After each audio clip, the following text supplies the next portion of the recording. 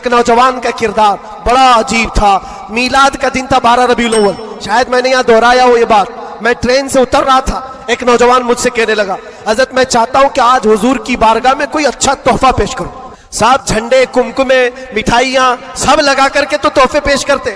اس نے کہا میں کچھ ایسا کرنا چاہتا ہوں حضور پاک صلی اللہ تعالی علیہ وسلم کو خوشی ہو.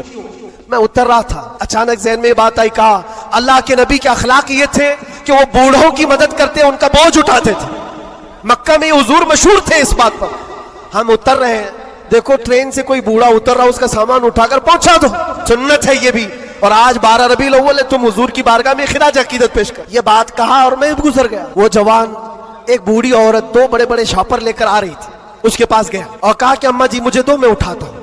وہ پہلے تو گھبرائی, کہا کہ تو کیوں اٹھائے گا, تو کولی ہے کیا ہے, میرا سامان کیوں نہیں دوں گی. نہیں دے رہی تھی. اور کیوں دے اجنبی کو کوئی. اس نے اصرار کیا, اماں جی دے دو اٹھا لوں گا.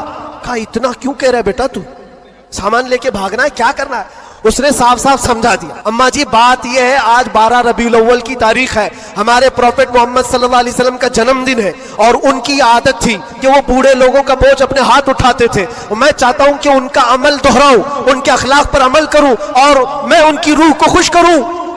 بوڑھی کے دل میں بات آ گئی. کہا لے لے بیٹا, تو تیرے نبی کی بات کر رہا ہے, آج تمہارا کوئی تہوار کا دن ہے, یہ کرنا ہے تو کرو. وہ شاپ پر لے کر کے گیا, اس کو جہاں تک پہنچانا تھا پہنچایا. یہ بات آئی گئی گزر گئی.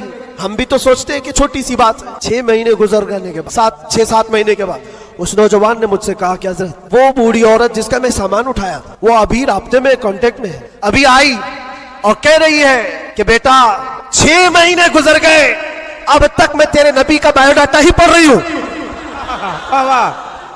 اب تک میں ان کے اخلاق ہی پڑھ رہی ہوں. کہا کیوں؟